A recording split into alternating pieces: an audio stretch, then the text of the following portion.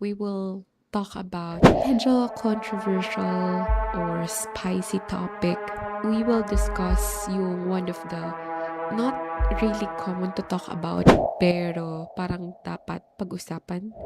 Let's say especially these are like the checklist or perspective kumbaga ang society sa atin, ang family members natin or dapat eto ka na at this age of your life. It will be relatable even though you're just thinking to have your own child or meron na kayong anak.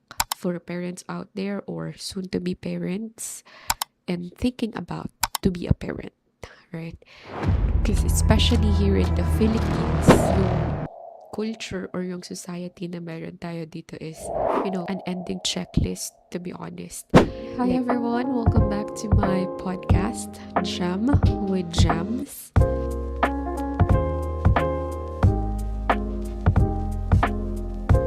After diba, school, so after mo mag-school, they would expect you to have a career, relationship, get married, have kids. Diba parang yun yung dapat pattern kapag ka at a certain age at wala ka pang boyfriend or girlfriend or hindi ka pa kasal, they would question you. Like sa family reunion, oh, 28 ka na, wala ka pang boyfriend, wala ka pang asawa. Ganun. 29 ka na, wala ka pang stable careers or hindi ka pa nakapagtapos mag-aral, di ba? And we'll talk about those, not all of them, pero one of the things na, yun nga, medyo not really pinag-uusapan even as a family, di ba? And that is creating your own family or having your own family, right? We will talk about how important it is to be ready to plan for your family, to plan to have kids. Kids, especially. That's the main topic of this episode. So, for example, no, anong age ba ako nagkaroon ng anak? Parang mga 24, 25? 25. Kasi 24 we get married ni Chris and then 25 after almost a year, almost, yeah, going 2 years. That's the time na parang nagkaroon kami ng baby. And of course, because the moment that I found out or we found out that we're having a baby, and certainly to be honest, it's mixed emotions. Ang dami, my fear, my joy, my excitement, ang daming question na, ready ba ako? Kaya ko ba? Paano mo magpalaki ng anak? Mga ganun. Paano gagawin ko pag nandyan na siya? Paano ba alagaan yung sarili pag buntis? Mga ganong bagay. 'Di ba? And for me, the reason nung na-realize kong magkakababy na kami is that it is actually a big responsibility than what we ever could think of. Because it's not just like, okay, may responsibility ako sa work, sa office na to, sa company na to. Ako yung, let's say, ako yung salesperson nila. I need to generate more leads. I need to get clients. Pero, it's a different thing when you became a parent. Kasi it's a lifelong journey. It's a lifelong responsibility. In the company, you can retire. You can leave the work within, let's say, 3 years, 2 years, 5 years. Diba? But when you become a parent, you cannot say, okay, tapos na akong paaralin ka. Hanggang grade 5 lang kita paaralin. Ikaw na bahala magpaaral sa sarili mo. Ikaw na bahala magturo sa'yo ng values, culture, how to be a responsible, kind, loving person. Diba? There is this really weight when you realize you're about to become a parent. Diba? And it's a 24/7 rule talaga. That's why it's very important for a person, husband and wife, to be prepared when you're creating a family, when you're about to bring children or child in this world, right? Because the truth is, the society sometimes dictates us that at this age, you should have your kids. At this age, ito na dapat yung naabot mo, ito na dapat yung accomplishments mo, goals mo na natapos, right? But there are a lot of factors for me, ha, personal opinion ko to, na for us, if we want to be um magulang, parent, there also should be like a checklist para to gauge, no? To gauge if are we gonna be responsible enough? And we're gonna discuss that now. So let's break that down, no? For me, there are like 5 stages, or at least, yeah, 5 checklists that we need to achieve, or like a parent who's pillar of readiness. First is, are we prepared physically, emotionally, spiritually, mentally, financially, right? Those are the things that I think of that's really important.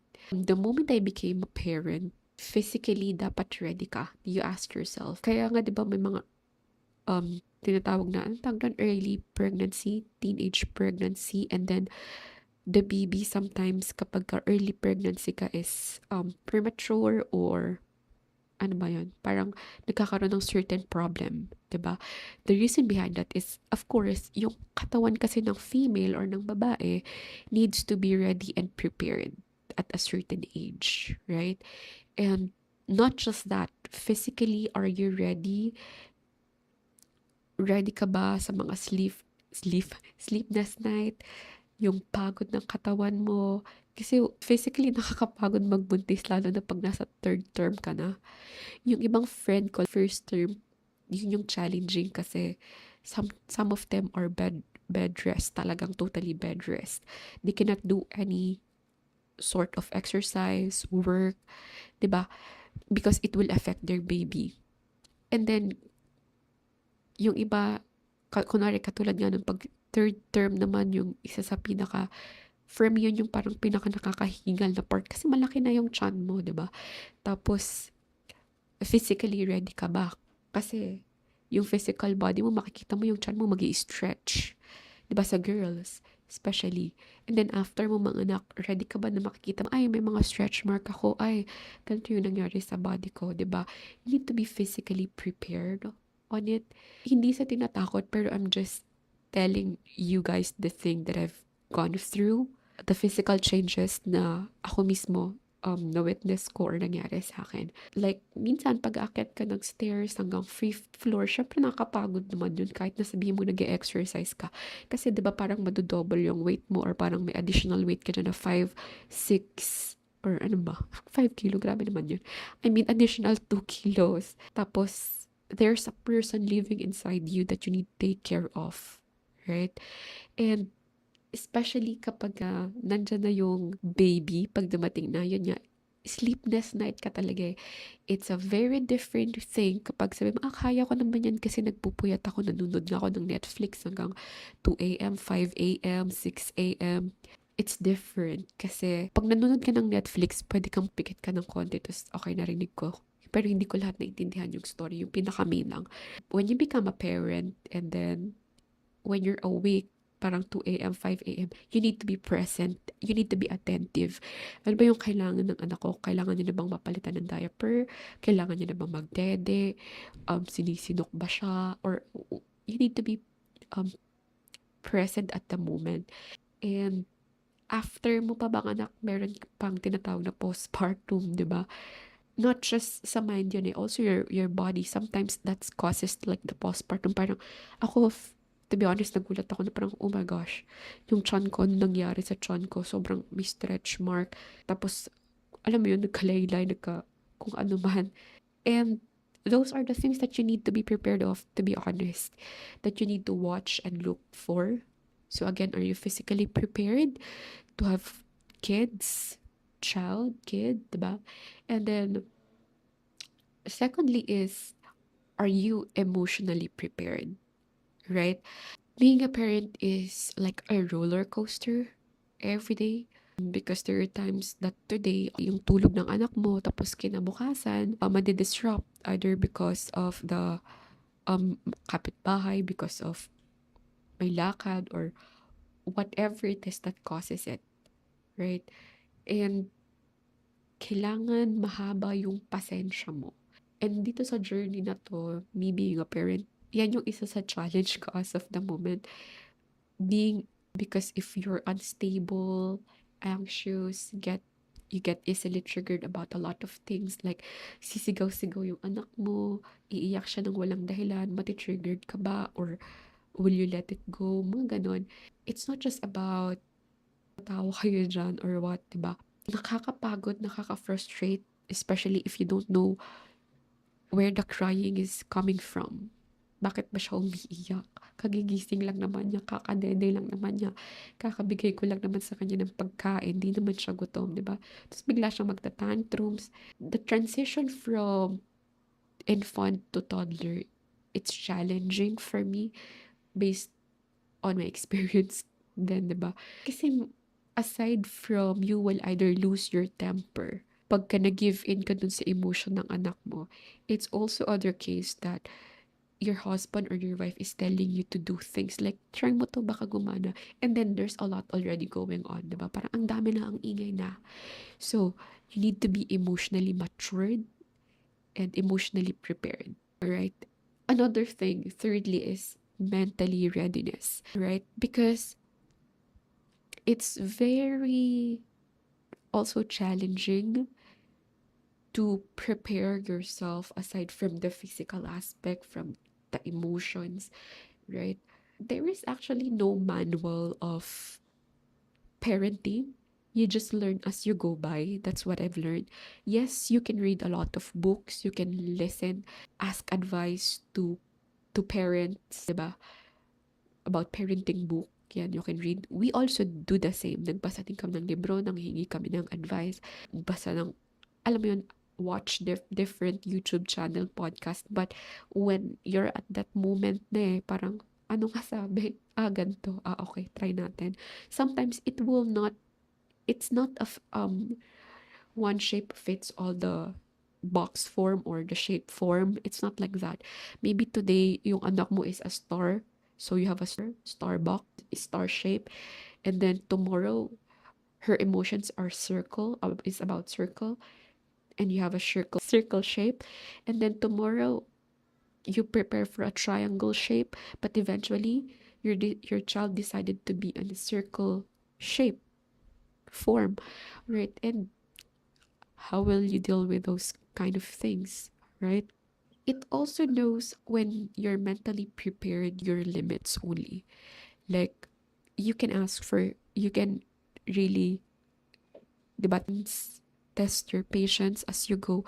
But, Daddy, I'm vlogging. So, again, the stronger the mindset you have, of course, the better that you will not really that fall apart. Kasi, mentally, you need to fight again, handling the emotion stress of your kids, at the same time handling your emotional stress based how will you react, how will you not react, or even aside from that, to your husband, how will you, or wife, how will you react to them, right? If they saw, or even to the people around you that saw the scene of what's happening. Let's say nagtatantrums yung anak mo, and then here comes the lola, here comes the lolo, or here comes the friend, the titos, lolos, seeing this scenario, and they're telling a lot of different things like, dapat ganito gawin mo, dapat gawin mo, okay, ako na mag-aasikaso sa kanya.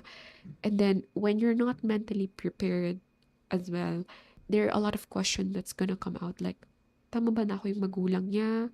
Tama ba na yun yung ginagawa ko pag kaming dalawa lang? Or, di ba, it can easily cause you stress if you're not that mentally capable to handle different situations, stressful situation. Kasi to be honest, mas nakaka-stress minsan pagka nandyan yung, pagka kasama mo yung anak mo tapos nagtatantrum siya dyan, than the work. Diba? Kasi the work, minsan you can just, okay, I'll go for a 5-minute walk. Pero when you have kids that's having a tantrum, you cannot say, okay, mag-walk muna ako pagbalik ko tapos na siya mag-tantrum. Mga ganun yun, die, diba?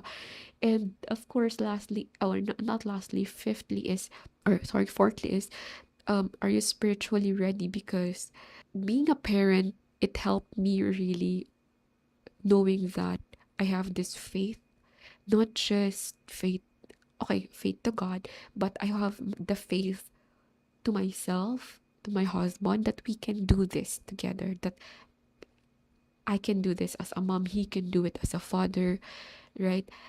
I have the faith that God will help me, God will help Chris to establish, to create this safe environment place for Zosha, for her family, right? Because there are times talaga na parang, Lord, ikaw na nga bahala. I really don't know how to do things na. Just to share with you, when I was, paano ba yun? Parang, nag-uumpisa pa lang, parang kakapanganak, di ba? Parang ilang weeks pa lang. So, uwi na ng bahay after manganak. Tapos nasa bahay na, ganyan. Syempre, parang hindi sana yung katawan mo papagod kakapanganak mo lang. So, pagod yung katawan mo, nagre-recover pa. Tapos, syempre ako breastfeed, di ba? Breastfeeding mom ka. And then, iiyak ng madaling araw, ganyan. Or kailangan ulit magdede, palitan ng diaper. There is this moment talaga, naalala ko talaga yun. Nasa higaan ako. Sabi ko, Lord, please, patulugin mo yung anak ko kahit ngayong araw lang. Sobrang pagod yung katawan ko. Please, please, please, please. Ganyan. Tapos, in-answer ni God. Pero, di ba, let's be honest, it's not gonna be like that every day. That's why it's very important to tell all those things, the pains, the challenges that you're having, not just to your husband, because your husband will also be exhausted. Yourself will be exhausted. And when you tell the challenges that you're having to other people, they might interpret it differently. Na nagrereklamo ka as a parent, na nagrereklamo ka na sa asawa mo, na nagrereklamo ka sa anak mo, when eventually you just wanted to let it out. And for you to let it out, is the best way to let it out is to God alone.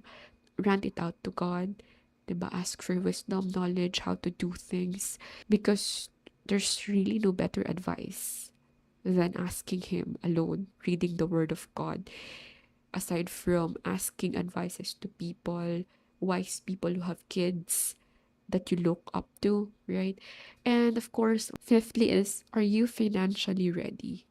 Right? Because as what I've mentioned earlier, having a kids, it's not just a 1 to 3 months responsibility, not just 5 years responsibility, na parang kumuha ka lang ng bayarin na, okay, mag i-credit card ko tong laptop na to kasi 2 years payment lang naman, after nun wala na. Or kumuha ka ng sasakyan and then 3 to 5 years lang yung payment terms and then tapos na, wala ka ng responsibility. No, it's not like that. Parenthood is about a lifetime responsibility. Meaning, it's not just you buying diapers for the first 1 to 2 years. It's not just you buying pretty clothes. It's you giving them yung kailangan nila. 'Di ba? Yung karapatan nila. Kasi every child, may karapatan yan silang magkaroon ng pangalan, magkaroon ng matitirahan, ng magandang eskwelahan, 'di ba? And a lot of those things. And magastos magkaroon ng anak. Pag-aaralin mo sila sa magandang school, bibigyan mo sila ng magandang, of course, 'di ba? For the best ang gusto mo para magkaroon ka sa pag magkakaroon ka ng anak. Pero pag hindi ka financially ready, wag na sana. Kasi ang magsusuffer lang yan is yung kids, yung bata, 'di ba? It's actually based on experience that I have. It's not even technically it's not for me, but nakita ko to eh. Alam mo yun, sa side na lang ng nanay ko. Instead na nag-aaral yung mga bata, or yung mga tito ko, ganyan, some of them needs to stop because hindi na capable pag-aralin. Kasi madami sila, 'di ba? And instead na yung bata ang focus na lang is mag-aral ng mabuti, mag-aral ng ipasa yung mga subjects, yung quizzes. 'Di ba yung ibang bata diyan, that's not their life eh. They're thinking, saan ako kukuha ng baon ko kinabukasan, saan kami kukuha ng pangkain. And wag na tayong dumagdag sa ganong problema na meron tayo ngayon dito. Kasi at the end of the day, again, ang kawawa dyan yung bata. Diba? Because some people think that you need to have additional kids. Let's say you have 3 to 5 kids. Kasi mahirap pagka isa lang yung anak mo. Hindi ba nila naisip na mas mahirap kapag ipapasa mo yung responsibility sa bata?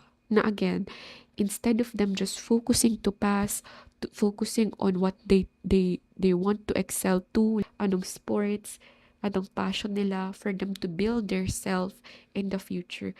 Iniisip pa nila anong kakainin nila, 'di ba? Saan sila kukuha ng pang tuition fee sa next sem, mga ganang bagay. So, it's better to be really prepared, to be smart enough to think about not just the future of our kids. That's why I said lastly to no, financially, we need to be financially ready. Dapat as a parent, we're also financially ready for our retirement. Because let's be honest, in the Philippines, hindi lahat ganun ang mindset. Na parang pag nag-anak-anak sila, ang mindset nila is, okay, pang retirement ako, yung dalawang anak ko na nasa ibang bansa, na malaki ang kinikita. What if yung anak mo na yun is gustong bumuo ng pamilya na maganda? They cannot really give you those lifestyle that you want to do. That's why as early as you're thinking, nasa ano ka pa lang, pag-iisip mo, iniisip mo nyo pa lang magkaroon ng anak, isipin nyo din, meron na din ba tayong pang-retirement? Itong pera na ba to, sapat na ba to pang-retirement para pag nag-aral yung anak natin, hindi natin magagalaw yung savings niya, yung pang-study niya, 'di ba? So, those are just some of the practical things that I think of. And of course, practical takeaways or tips that I could share to everyone is we really need to take care of ourselves as a parent. We need to take care of ourselves so that yung anak natin, ang isipin lang nila is yung health din nila. They will look us up na, okay, healthy yung magulang ko, kailangan ko ding maging healthy. They will value the health as well. And another is, we need to really work on our mental and emotional stability. One of the things that I do, aside from what I mentioned, that I'm constantly doing affirmation every day, I also do journalizing, right? I do journalize, and I do go to the gym, we go to the salon, we go to spa, massage. Those are the things that I find myself na somehow it relaxed me, it gets me back, it gives me mental clarity, those quiet moments, reading the books, those are the things that I also do, right? And thirdly is we plan financially ahead, plan ahead for whatever it is that we need, right? Budgeting is important for our futures, for the child's future, and also as a parent's future. As what I mentioned earlier, of course, it is also important for us to build a strong spiritual foundation sa family natin, right? And don't rush things. Don't rush things just because the society, the family members, the relatives are just saying, uy, dagdagan niya na, or, uy, kailangan mo ng ilang taon ka na, mag-40 ka na, sundan mo na yung anak mo, di ba? Buti sana kung sila provide nung sinabi ko kaninang top 5. Are they gonna be physically present, mentally, emotionally, be prepared, financially, be prepared, spiritually prepared for your kids, di ba? So, right now, for those people who are listening to me, may you be a single mom, single parent, soon to be mom, or even if you're parent already, I hope this helps you. At the same time, it's an eye opener to every one of us because, to be honest, these are not the checklist that I've think about before. Meron lang iba, pero not all. Not literally prepared physically, even mentally and emotionally. Those are like the top 3 that I'm not really prepared for the moment I got pregnant, and I'm on this right now in this process of doing that. I'm on that process already. So, yeah, if this helps you, share and subscribe to our podcast, and whatever it is that you want us to discuss, kindly comment down below. And don't worry, guys, because I believe every parents are trying their best, doing their best for their children's future, for what's best for their family and for their kids. So have a great day and have a productive day, everyone.